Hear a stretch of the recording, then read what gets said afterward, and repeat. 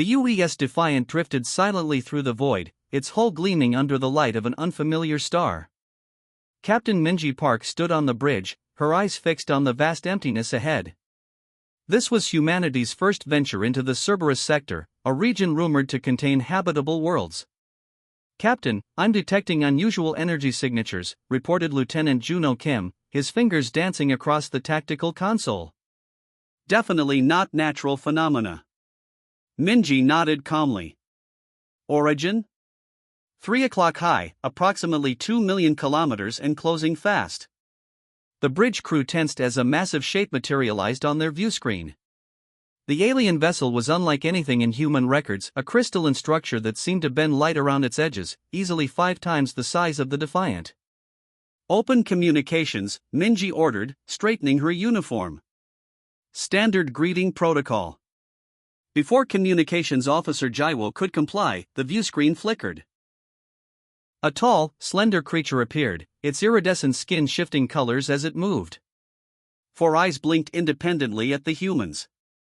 "I am Fleet Commander Culver of the Talon Dominion," the alien announced, its voice processed through the universal translator. "Identify yourselves and explain your presence in our territory." Minji stepped forward. "Greetings, Commander Culver. I am Captain Minji Park of the United Earth Alliance vessel Defiant. We are on a peaceful exploration mission and were unaware this sector was claimed." The alien's skin flickered to a deep purple. "Scanning your vessel now." Engineer Daehoon Lee caught Minji's eye and nodded subtly. The Defiant's special modifications remained dormant, hidden beneath layers of shielding designed to mask their true capabilities. Culver's mandibles clicked rapidly, a sound the translator didn't process. Then laughter erupted from the alien, joined by others off-screen. This is your interstellar vessel?" Culver's 4 eyes blinked in sequence. "We detected your approach from 3 star systems away, yet you appear to have the technological sophistication of juvenile Talons." Security Chief Hyunbin shifted uncomfortably. "Captain, they're broadcasting our encounter to multiple locations." More alien faces appeared in smaller windows on the viewscreen, all examining readouts and images of the Defiant with obvious amusement. "Observe their propulsion system," one Talon officer commented. "Chemical accelerators with minimal graviton assistance. They must take decades to travel between stars." "And their weapons," another added. "Energy outputs barely sufficient to penetrate asteroid silicates." Minji maintained her diplomatic posture despite the growing mockery. "Commander Culver, we seek peaceful contact and knowledge exchange." "If we have entered your territory uninvited, we apologize." The alien commander waved a 6-fingered hand dismissively. "No need for apologies, Captain Park. Your charming vessel poses no threat. We are simply surprised to see such a primitive species venturing so far from home without adequate protection." Behind Minji, the bridge crew maintained professional composure despite the insults. They had been prepared for this possibility. The Defiant was deliberately designed to appear less advanced than it truly was, a strategy developed after Earth's intelligence networks detected multiple predatory species in nearby sectors. "Perhaps we could discuss technological exchange," Minji suggested carefully. "Earth has unique approaches to science that." Culver interrupted with another burst of clicking laughter. "What could you possibly teach the Dominion? Our civilization mastered faster than light travel when your species was still discovering electricity." The alien fleet surrounding the Defiant grew to 7 vessels, each dwarfing the human ship. Tactical displays showed the aliens taking detailed scans, still broadcasting their findings with evident amusement. "Captain," Juno whispered, "they're not even bothering to maintain defensive positions. They've classified us as harmless." Minji nodded almost imperceptibly. "Exactly as expected." She addressed Culver again. "Commander, since we are clearly outmatched, may we request safe passage to return to our territory?" The alien commander's skin shifted to a smug blue tone. "Of course, little humans. We are not barbarians. We will even escort you to ensure no accidents befall your fragile vessel." As the communication ended, Minji turned to her crew. Status report. They've completely fallen for it, Engineer Daehoon confirmed quietly. Their scans only detected our decoy systems. The quantum core remains undetected. And the nanite hull? Dormant but ready. They have no idea what we're actually capable of. Minji allowed herself a small smile. Maintain current protocols. Let them believe what they want to believe. For now, we play the part they expect. The Defiant continued its journey, surrounded by the massive Talon ships, its true nature still hidden beneath layers of carefully crafted deception. The Talon fleet surrounded the UES Defiant like wolves circling wounded prey. For 6 hours, they had escorted the human vessel through their territory, making no attempt to hide their contempt. Captain Minji Park watched from her command chair as alien ships performed elaborate maneuvers around her vessel, a demonstration of their superior speed and agility. They're showing off, Juno muttered, tracking the alien movements on his tactical display. Let them, Minji replied softly. Pride comes before a fall. The main viewscreen flickered to life again, revealing Commander Culver. The Talon's skin had shifted to a deep green, which the crew had begun to associate with smug satisfaction. Captain Park, Culver announced, the Dominion High Command has reviewed our encounter data. They have reached a decision regarding humanity's presence in this sector. Minji nodded respectfully. We await your message, Commander. The alien's 4 eyes blinked in sequence. Our scientific division finds your species fascinating, despite your technological limitations. Your biological adaptations show promise. The Dominion offers you protection and guidance. Protection? Minji asked carefully. Indeed. This sector contains species far less benevolent than the Talon. Your vessel would be destroyed within days without our intervention. Culver's mandibles clicked in amusement. We propose a relationship where humanity acknowledges Talon authority over all your extrasolar activities. The bridge crew exchanged glances. This was a demand for submission, thinly disguised as help. That's very generous, Minji replied diplomatically. However, the United Earth Alliance is an independent entity. We seek friendship, not oversight. Culver's skin darkened. Perhaps I wasn't clear. This isn't a negotiation. The viewscreen expanded to show dozens of Talon officials watching. This conversation was being broadcast across their empire. Observe, Culver continued, gesturing to a side display. A simulation appeared showing the Defiant being hit by a single weapon blast. In the simulation, the human ship disintegrated instantly. Our weakest defensive weapon would vaporize your vessel before you could even target our ships. Jaiwa whispered, Captain, they're transmitting this to every Talon world and several neighboring species. Minji remained expressionless. We understand your technological advantage, Commander. But humanity cannot surrender its independence. Culver's skin flashed crimson. Then hear the Dominion's ultimatum, retreat beyond the Arcturus boundary and never return to these sectors. Any future human vessels detected will be destroyed as examples. You have 12 Earth hours to begin your withdrawal. The transmission cut abruptly. The bridge fell silent. They really believe we're helpless, Engineer Daehoon observed, shaking his head. Minji stood and walked to the tactical station. Status of Operation Trojan Horse? Earth Command confirms authorization, Hyunbin replied. Admiral Jinsu says, and I quote, let them laugh until it hurts. Minji smiled thinly. Send a message to Culver. Tell him we require maintenance time before our return journey. Request 24 hours. Minutes later, Culver's response came through. 12 hours only. We will send technical observers to assist you. The mockery in his voice was unmistakable. After the communication ended, Minji called her senior staff to the secure briefing room. The walls were lined with special material that blocked all scanning technology. They've taken the bait completely, she told her officers. Their arrogance has blinded them to any possibility we might be more than we appear. The Talon observers? Hyunbin asked. We'll be shown exactly what we want them to see, Daehoon replied. The decoy systems are convincingly outdated. I prepared a special show of human engineering that should reinforce their preconceptions. Juno pulled up a tactical display. They've positioned their ships in a standard escort formation. No defensive posture whatsoever. They've designated us as scientific curiosity rather than potential threat. Minji nodded. Good. Communications? Jaiwoo activated a small device. I've been collecting and analyzing their internal communications. They're already planning how to divide Earth's solar system among their noble houses once we're gone. The captain's eyes hardened. Then it's time they learned about human ingenuity. She turned to Daehoon. Begin final preparations for phase transition. When those observers board, give them the full tour of our primitive systems. With pleasure, Captain.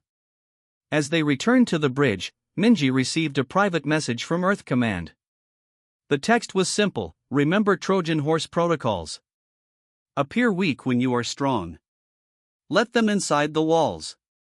Through the view screen, she watched the massive Talon flagship positioning itself directly above the Defiant. Its weapon ports weren't even active. They considered the human vessel so harmless that defensive measures were unnecessary. Prepare to receive Talon visitors, she announced to her crew. Remember your training. We are technologically inferior, desperately in need of their wisdom. Her fingers brushed against a hidden panel on her chair, confirming that the quantum core was online and ready. The Defiant's true nature remained concealed, waiting for the perfect moment to strike. Engineer Daehoon Lee stood in the main engine room, surrounded by deliberately exposed wiring and outdated control panels.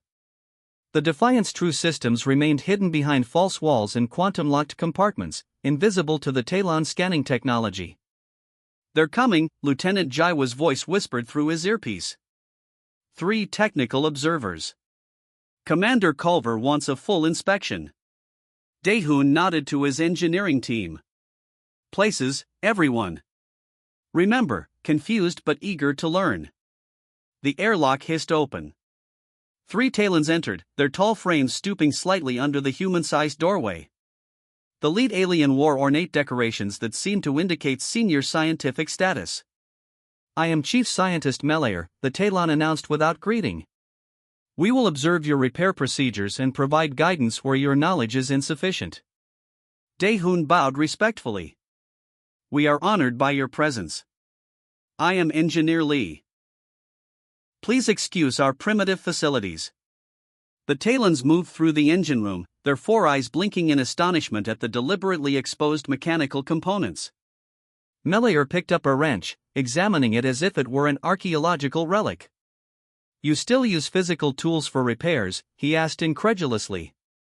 Yes, our technology requires manual adjustments, Daehoon explained, fighting to keep a straight face. We haven't mastered thought-controlled systems yet. On the bridge, Captain Minji watched the tour through hidden cameras. Commander Juno sat beside her, monitoring the positions of the 7 Talon warships surrounding them. They've locked into escort formation, Juno reported. Standard diamond pattern. Their weapons remain powered down. Minji nodded. And the boarding parties? Only the 3 observers in engineering. They didn't even post security. They see no threat from us. Down in engineering, Daehoon was performing an elaborate show, pretending to struggle with a fusion conduit repair. The Talons watched with a mixture of fascination and derision. Your propulsion system achieves only fractional light speed? Melayer asked, examining a diagram. Yes, Daehoon confirmed. Our longest journeys take several years. Remarkable that you attempt interstellar travel at all, another Talon commented. Most species wait until developing proper fold technology. Melayer ran a scanning device over the visible engine components. Interesting. Your approach is inefficient but surprisingly durable. Perhaps there is something to learn from simplicity. The 3rd Talon snorted. Learn? From them? These humans would still be confined to their homeworld if they hadn't stumbled upon those abandoned Centaurian outposts. Daehoon pretended shock. How did you know about the Centaurian technology? The Talons exchanged amused glances. It's obvious. Your warp principles clearly derive from Centaurian mathematics. Did you think you had developed interstellar travel independently? Meanwhile, in the sealed Section 31 of the Defiant, Security Chief Hyunbin and his team were making final preparations. The ship's nanite hull was being primed for transformation, and the quantum core was cycling to full capacity. Targeting systems locked on all 7 vessels, a technician reported quietly. Hyunbin nodded. Sting protocol ready for deployment on the captain's mark. Back in engineering, Daehoon was putting the final touches on his performance. We've completed the necessary repairs to attempt our journey home. Would you like to observe our pre-launch procedures? That won't be necessary, Melior replied dismissively. Our ships will guide you safely to the boundary. Commander Culver wishes to address your captain before departure. The Talons returned to their vessel, completely unaware of what was about to happen. As soon as they left, Daehoon contacted the bridge. They took it all, Captain. Hook, line, and sinker. Excellent work, Minji replied. Report to Section 31 immediately. On the main view screen, Commander Culver appeared again, his skin now a bright, confident blue. Captain Park, he announced, we will now escort you to the Arcturus boundary. Follow our lead precisely. Your outdated navigation systems might be confused by the gravitational anomalies ahead. Minji nodded with apparent humility. We are grateful for your assistance, Commander. One more thing, Culver added. The Dominion Council was impressed by your species' determination, venturing so far from home with such limited capabilities. They've authorized me to offer a technological exchange program. A few of your brightest scientists could remain with us as students. That's a generous offer, Minji replied. I'll relay it to Earth Command. As the communication ended, Minji's demeanor changed completely. She straightened in her chair, her eyes sharp and focused. Status report? All Talon vessels in optimal position, Juno confirmed. They've arranged themselves in a ceremonial escort formation, their guard is completely down. Nanite hull primed for transformation, Daehoon reported from Section 31. Quantum core at full capacity. Sting protocols loaded and targeted, Hyunbin added. EMP generators charged. Minji took a deep breath. The Talons had fallen perfectly into their trap. They had mistaken careful restraint for weakness, deliberate deception for technological inferiority. Begin Operation Trojan Horse, she ordered. On my mark in 3, 2, 1.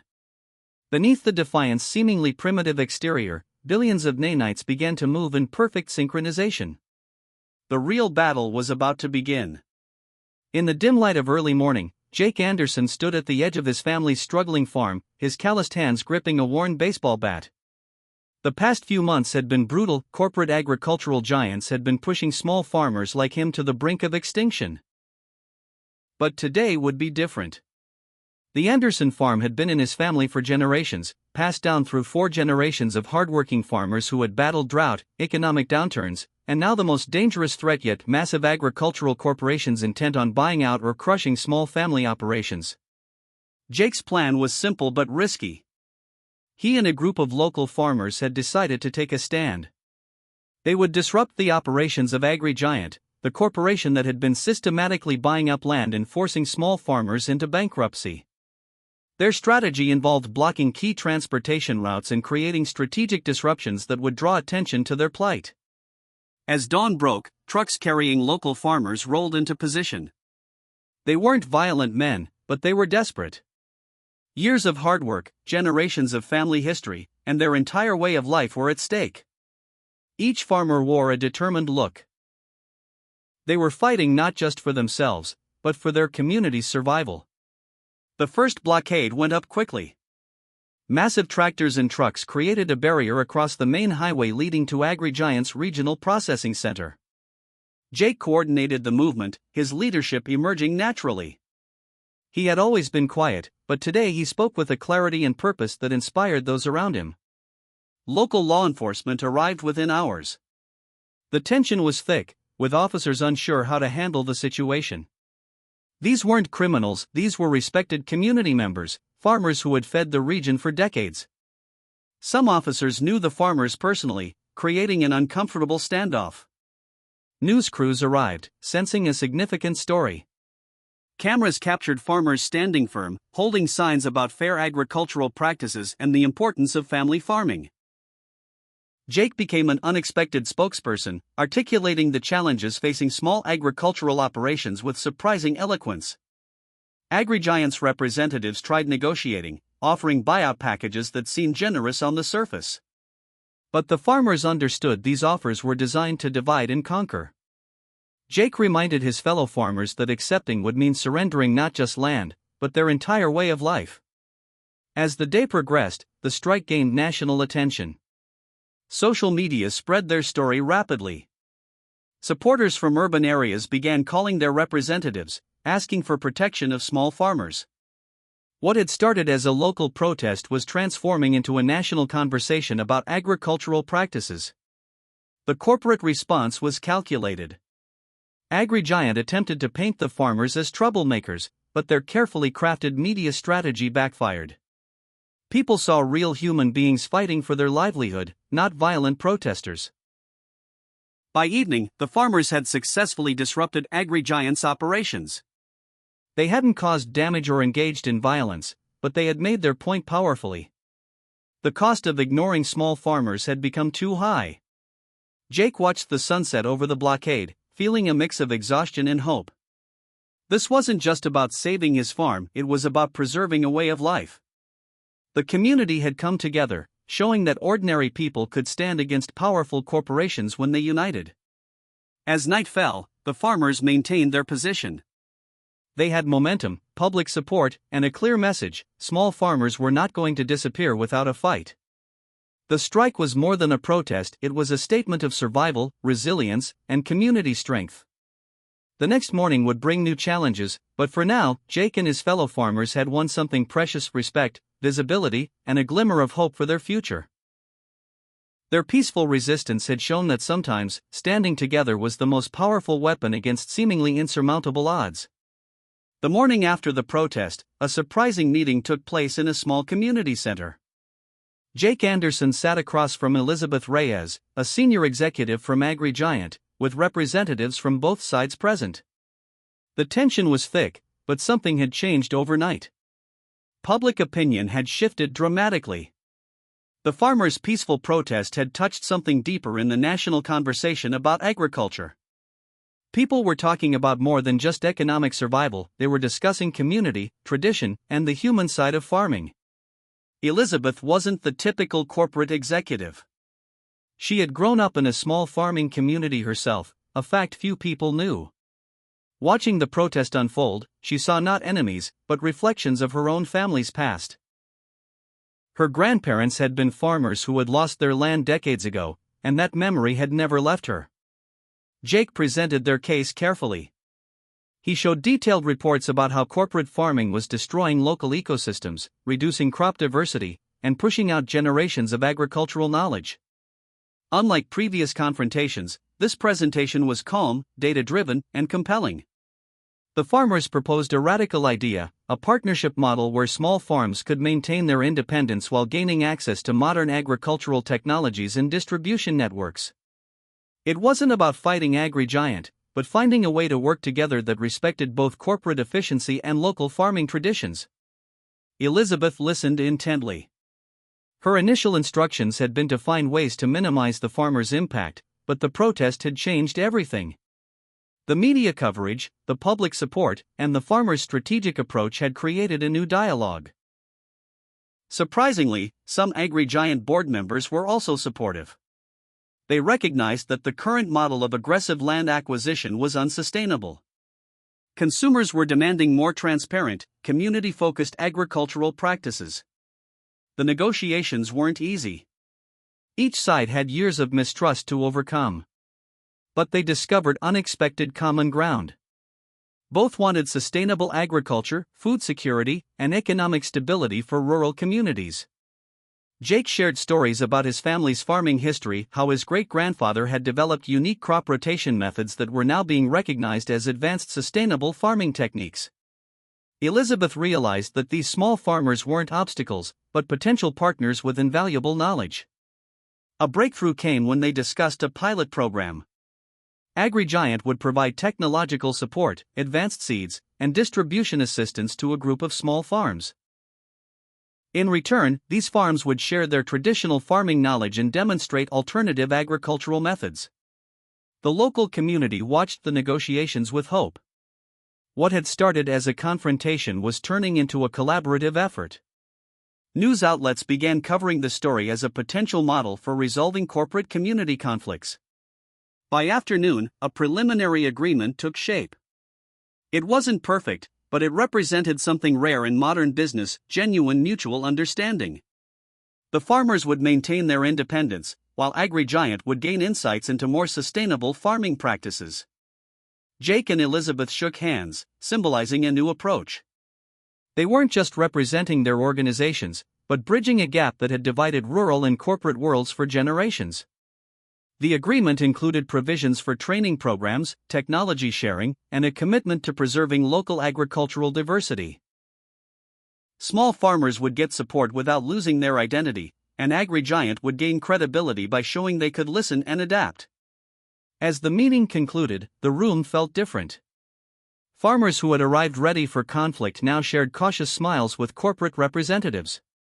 They had discovered that understanding was more powerful than confrontation. Outside, the community was changing. Young people who had previously seen farming as a dying profession now saw potential for innovation and meaningful work. The strike had become more than a protest, it was the beginning of a new agricultural conversation.